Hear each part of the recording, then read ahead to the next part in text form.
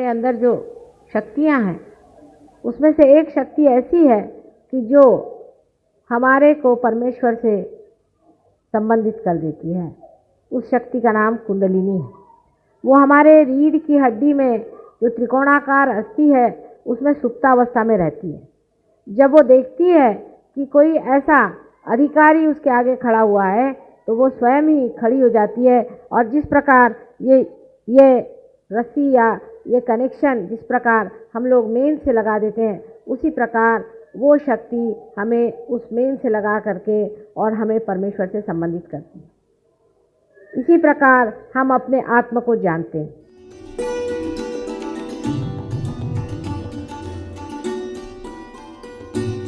ये बहार का समय है और इस समय अनेक लोग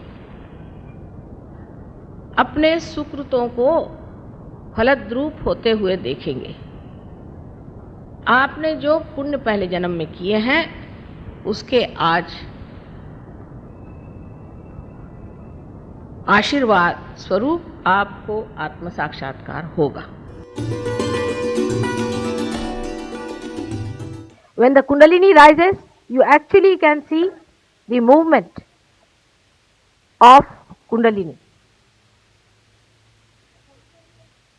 There have been many people who have been talking of Kundalini awakening. Actually, none of them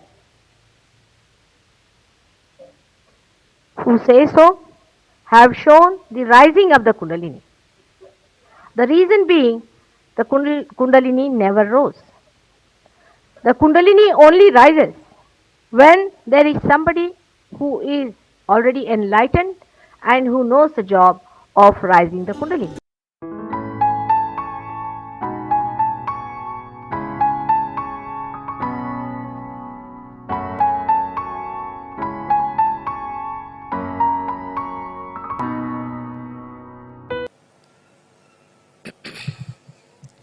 सत्य को खोजने वाले आप सब साधकों को हमारा नमस्कार।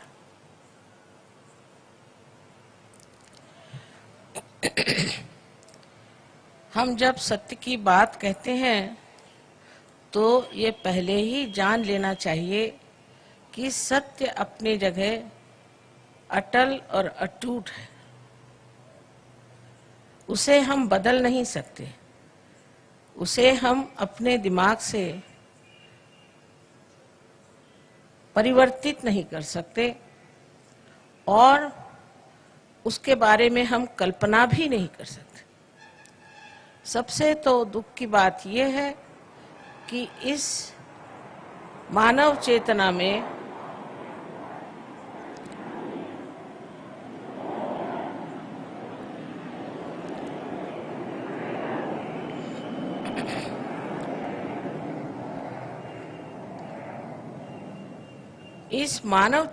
से हम जान भी नहीं सकते कि सत्य क्या है। हम लोगों को ये सोचना चाहिए कि परमेश्वर ने ये इतनी सृष्टि सुंदर बनाई, इतने सुंदर पेड़ हैं, फूल हैं, फल हैं, हमारा हृदय स्पंदित होता है। ये सारी जीवित क्रिया कैसे होती है हम कभी विचार भी नहीं करते। ये हमारी आंख है, देखिए कितना सुंदर कैमरा है। हम कभी विचार भी नहीं करते कि ये इतना सुंदर कैमरा, इतना बारीक, इतना नाजुक किसने बनाया और कैसे बनाया। हम तो इसको मान लेते हैं कि बस है, हमारी आंख है, लेकिन ये आपके पास आई कैसे? इसके बनाने वाली कौन सी शक्ति है? यही शक्ति है जिसे कि पातंजल योग में ऋतंभरा प्रज्ञा कहा गया है और उसे परम चैतन्य, ब्रह्म चैतन्य, रूप और all pervading power of God's love कहते हैं। ये सब उसी एक शक्ति के नाम, वही जीवंत शक्ति सब कार्य करती है। उसी ने हमें अमीबा से इंसान बना दिया। लेकिन अब हमें ये जानना चाहिए कि अगर इंसान बनाना ही आखिरी कार्य था तो इंसान तो परिपूर्ण नहीं है, संपूर्ण नहीं है, उसमें बहुत खोट है, अभी बहुत कमियां हैं, बहुत समझ में कमी है, ज्ञान में भी कमी है, एक दूसरे को पहचानने की भी हमारे अंदर कोई शक्ति नहीं। इसी से हम लड़ झगड़ते रहते हैं। सारी संसार की अशांति इसीलिए है कि मनुष्य सत्य को नहीं जानता, क्योंकि सत्य एकमेव है, एब्सोल्यूट है। एक बार सत्य को जानने के बाद सब लोग एक ही जैसी भाषा बोलने लग जाते हैं। देखिए, संतों में कभी झगड़ा नहीं होता था। नामदेव का आपने नाम सुना होगा। वो एक दर्जी थे और वो एक दिन गोरा कुम्हार को मिलने गए। वो एक कुम्हार था और अपने पैर से वो मिट्टी रौंद रहा था। उसको देखते ही नामदेव ने कहा, मराठी में कहा है कि निर्गुणाच्या भेटी आलो सगुणाशी। मैं तो निर्गुण की भेंट करने आया था, तो वो तो तुम्हारे अंदर सगुण है। ऐसी भाषा सिर्फ संत ही संतों से कर सकते। इंसान तो आपस में लड़ते ही रहते हैं, एक दूसरों का बुराई सोचते रहते हैं, एक दूसरों को दुखी देते रहते हैं, और अगर कोई अच्छा इंसान हो तो उसको सता सता के मार डालते। सो ये जो हमारे अंदर एक बड़ी भारी न्यूनता है, खोट है, वो क्यों है? अगर परमात्मा एक है और उन्होंने सबको इंसान बनाया है, तो ये बात क्यों है? इसका कारण है परमात्मा ने हमें पूरी स्वतंत्रता दे दी कि तुम्हें जो करना है करो, चाहे तुम बुरे कर्म करो और चाहे अच्छे कर्म करो। उसके फल भोगो और उससे तुम समझ जाओगे कि अच्छा क्या है और बुरा क्या है। कोई आदमी कहेगा कि इसमें क्या बुरा है कि आप किसी का खून करो, फिर आप जेल में जाओ। कोई कहेगा शराब के पीने में क्या बुराई है, फिर आप बीमार हो जाओ। कोई सा भी गलत काम करने से उसका परिणाम यहीं पे भोगना पड़ जाता है, और अगर यहां नहीं भोगना पड़ा तो रात्रि में निद्रा भी नहीं आती। मनुष्य मचलता ही रहेगा जब वो गलत काम करेगा। किसी को दुष्ट वचन कहने से ही मनुष्य का जी अंदर से खराब जाता है कि मैंने क्यों कहा। इसका मतलब है कि परमात्मा ने उसके अंदर सत विवेक बुद्धि दे दी है कि वो समझ ले कि बुरा काम है, तो भी वो बुरा काम करता है। बहुत से लोग ऐसे हैं, कहते माँ हम छोड़ना चाहते हैं ड्रग्स, लेकिन हमसे छूटता नहीं, क्योंकि वो समर्थ नहीं है, उनमें वो शक्ति नहीं है कि जो बुरी चीज है उसे हम छोड़ दें। ये जो हमारे अंदर एक दोष है कि हमारे अंदर शक्ति ही नहीं है कि जो हम चाहते हैं, जिसे हम आदर्श समझते हैं, वो हम कर नहीं पाते। उसका कारण यह है कि अभी हमें थोड़ा सा और परिवर्तित होकर के आत्मा स्वरूप होना चाहिए, क्योंकि आत्मा जो है वही शुद्ध है। आत्मा जो है वही सर्वव्यापी है, और आत्मा जो है वही सारा ज्ञान का सागर है।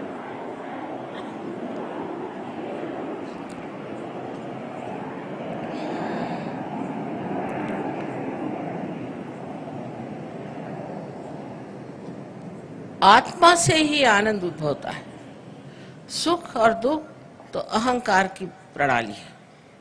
आज सुख हुआ तो कल दुख, कल दुख हुआ तो आज सुख।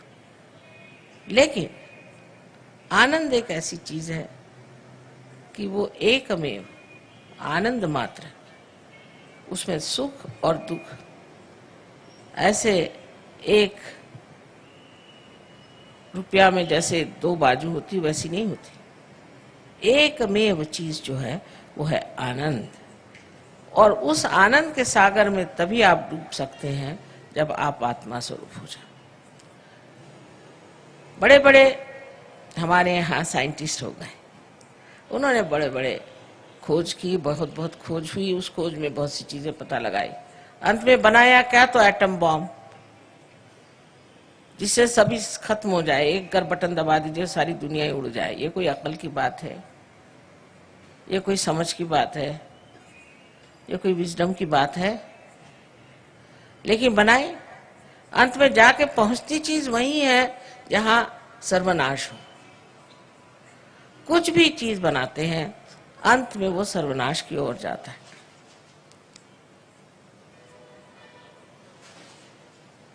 लेकिन जब आप आत्मा स्वरूप हो जाते हैं तो आप में सामूहिकता आ जाती है।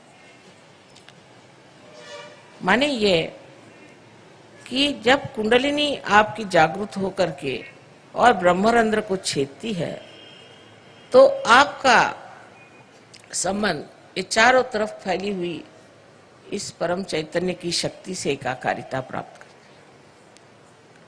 है। इस कुंडलिनी में जैसे इस यंत्र में ये एक कनेक्शन है, इसको लगाए बगैर ये यंत्र पूरी तरह से चल नहीं सकता। उसी प्रकार ये कनेक्शन लगाए बगैर मनुष्य का कोई अर्थ ही निकलता नहीं।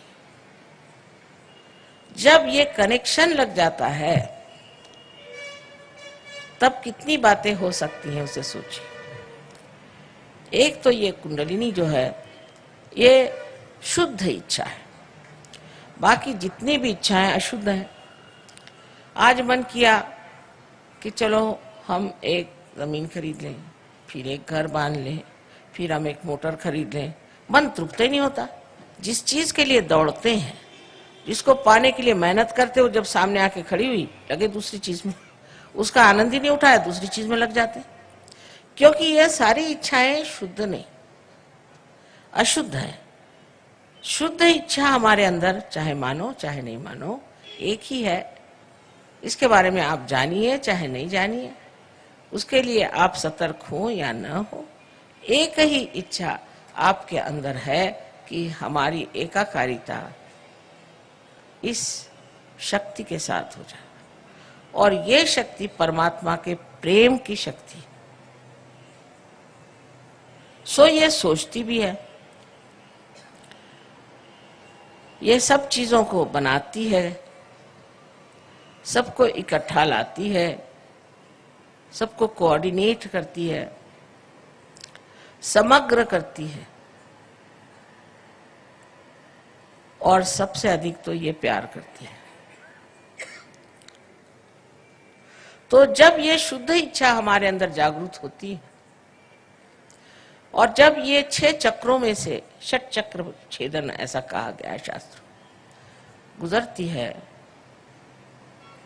और ब्रह्मरंध्र को भेद देती है, तो कितने कार्य हो जाते हैं एक साथ, वो आश्चर्यजनक है।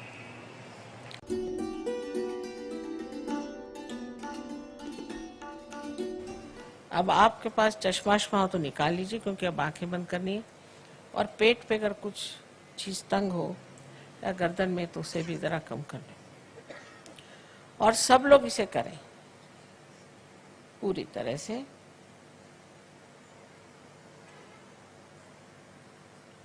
फिर से मैं कहूंगी कि प्रसन्न चित्त हो जाए।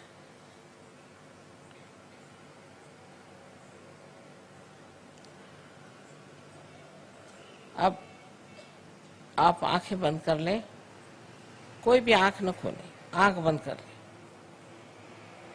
और अपना हाथ हृदय पे रखें। अब एक प्रश्न आप अपने मन में मेरे लिए पूछें। मुझे आप श्री माता जी कहें या चाहे माँ कहें, आप प्रश्न पूछिए, माँ क्या मैं आत्मा हूं? 3 बार प्रश्न पूछे।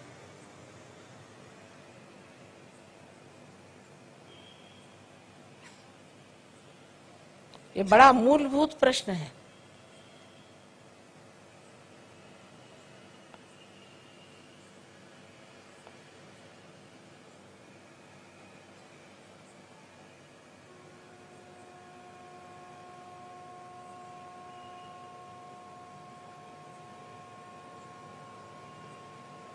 अब आप ये जान लीजिए कि अगर आप आत्मा हो गए तो आप अपने गुरु भी हो जाते हैं, क्योंकि आत्मा के प्रकाश में आप अपने ही गुरु हो जाते हैं। इसलिए आप कृपया अपना राइट हैंड पेट के ऊपरी हिस्से में रखें, लेफ्ट हैंड साइड पर उंगलियों से दबा लें इस गुरु तत्व को। अब यहां दूसरा प्रश्न मुझसे करें, मां क्या मैं स्वयं का गुरु हूं? मां क्या मैं अपना ही गुरु हूं? क्या मैं अपना ही मास्टर हूं? ये सवाल आप मुझसे 3 बार पूछिए अपने मन में।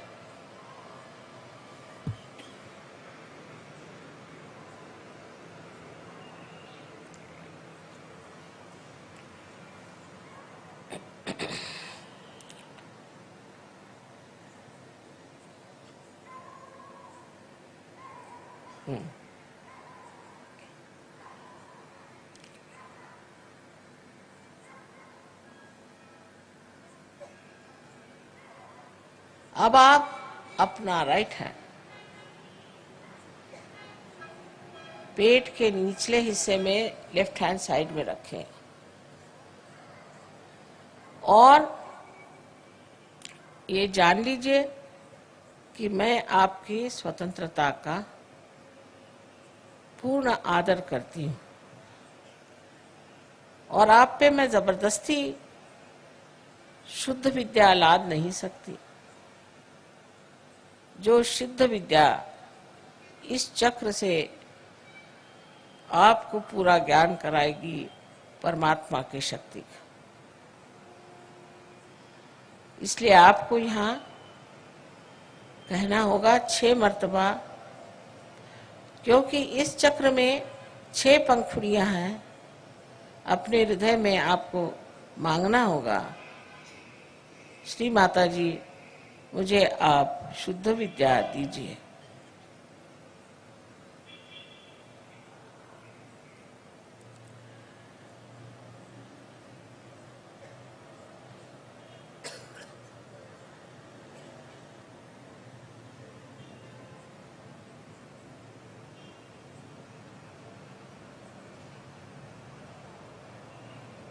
अब आप अपना हाथ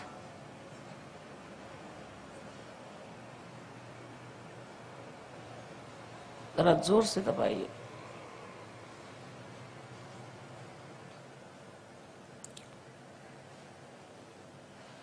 जैसे ही आप शुद्ध विद्या मांगते हैं वैसे ही कुंडलिनी का जागरण शुरू हो गया, लेकिन उसके लिए ऊपर के जो चक्र हैं उन्हें हमें खोल देना होगा। आप अपना राइट हैंड आप उठा करके पेट के ऊपरी हिस्से में लेफ्ट साइड में रखें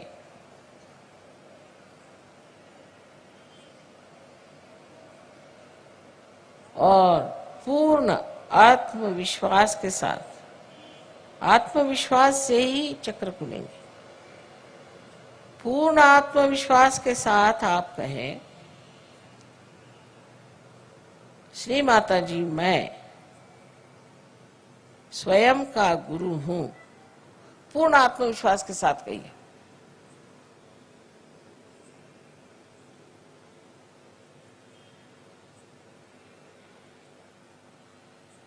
दस मर्तबा 10 बार कहिए, 10 times।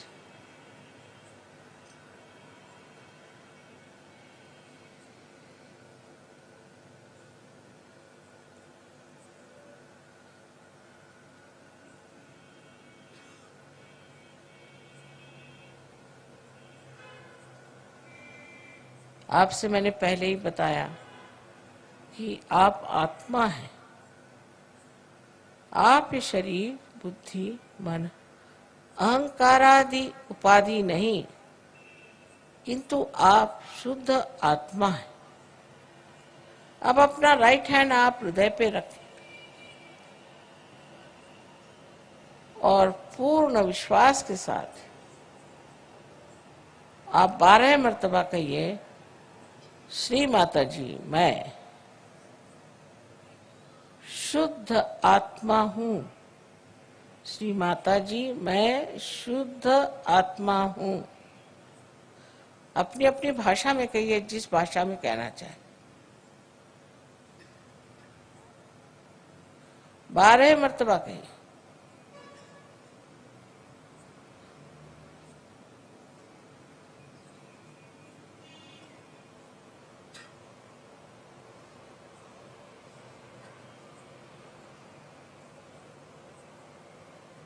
अब एक बात फिर से कहूंगी कि आप दोषी नहीं हैं, आप पापी नहीं हैं।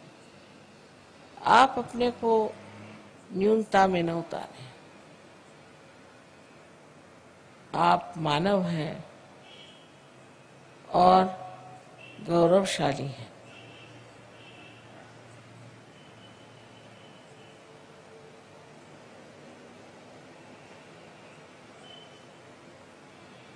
चारों तरफ फैला हुआ परमात्मा का ये प्यार,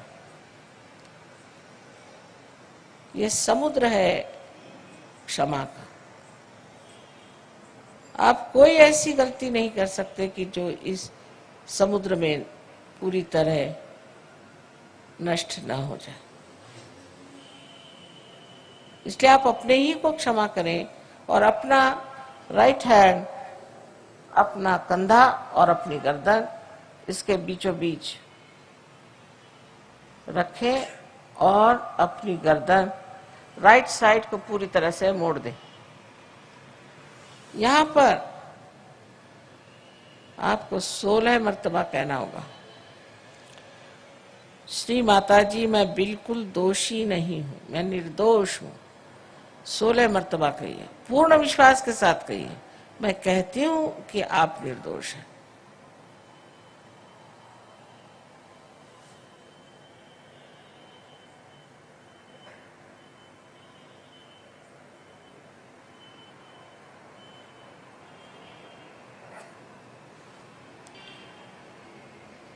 फिर से यही कहना है कि आप किसी को क्षमा करें या न करें, आप कुछ नहीं करते, पर अगर आप क्षमा नहीं करते हैं तो आप गलत हाथों में खेलते हैं।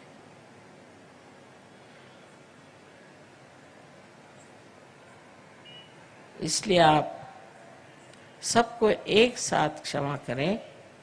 अपना हाथ राइट हैंड अपने माथे पर, अपने कपाल पर आड़ा रखें, दबाएं दोनों साइड में, नीचे गर्दन झुका लें और यहाँ पर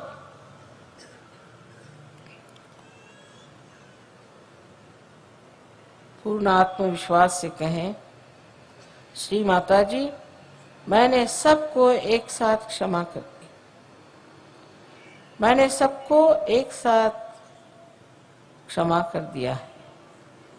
कितने बार कहने की बात नहीं, हृदय से कहना होगा, माँ मैंने सबको एक साथ क्षमा कर दिया।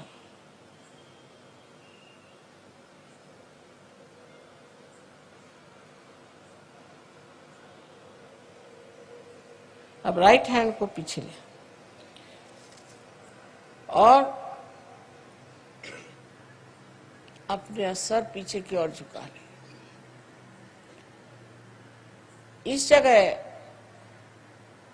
अपने समाधान के लिए, अपनी गलतियां न गिनते हुए, अपने को दोषी न ठहराते हुए, अपने ही समाधान के लिए आपको कहना होगा हृदय के साथ, हे परम चैतन्य, हमारे हाथ से अगर कोई गलती हुई हो, जाने अनजाने, तो कृपया माफ कर दीजिए। ये भी हृदय से कहें, कितने बार कहने की बात नहीं।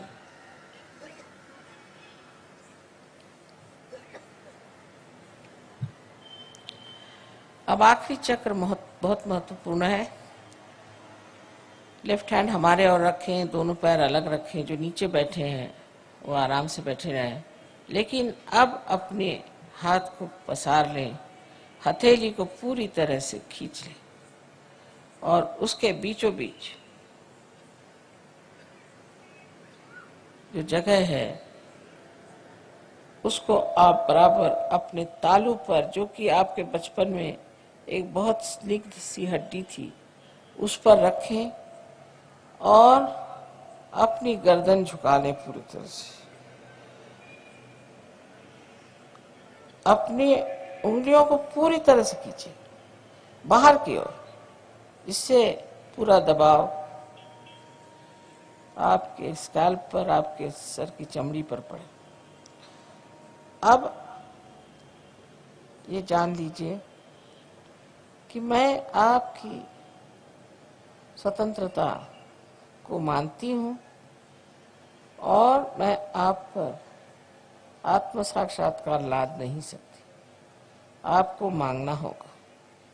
अब कृपया इस हाथ को आप 7 मर्तबा धीरे क्लॉकवाइज, माने घड़ी के कांटे की तरह धीरे धीरे घुमाएं और कहें 7 मर्तबा, श्री माता जी मुझे आप कृपया आत्म साक्षात्कार दीजिए, मुझे आत्मबोध दीजिए, श्री माता जी मुझे आप आत्मबोध दीजिए।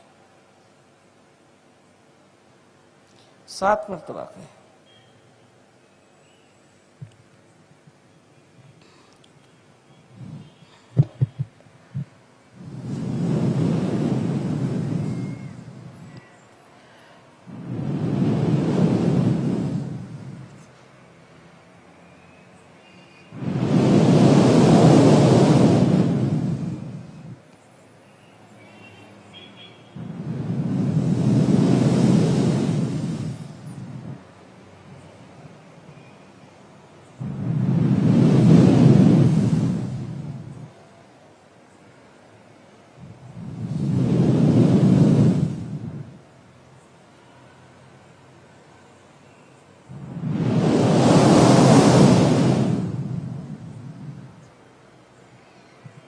अब धीरे धीरे अपनी आंखें खोलें। अब दोनों हाथ मेरी ओर करें इस तरह से और मेरी ओर देखें और निर्विचार हो जाइए, विचार मत करें।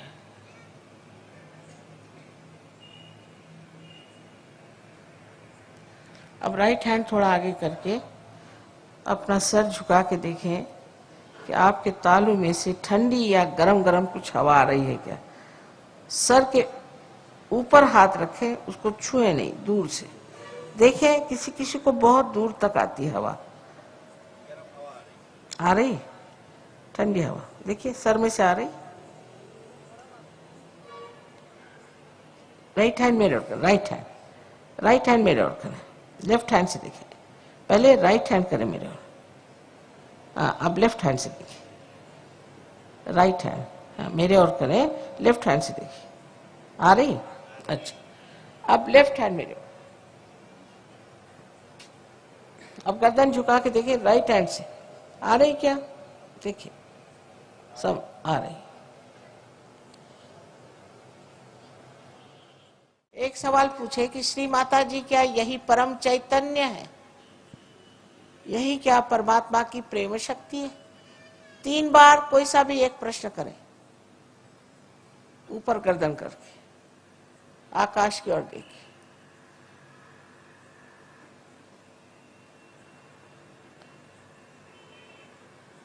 नीचे ले लीजिए हाथ, ऐसे रखें हाथ। जिन लोगों के तालू से या हाथ में, उंगलियों में ठंडी या गर्म हवा आ रही हो, वो सब लोग हाथ ऊपर करें।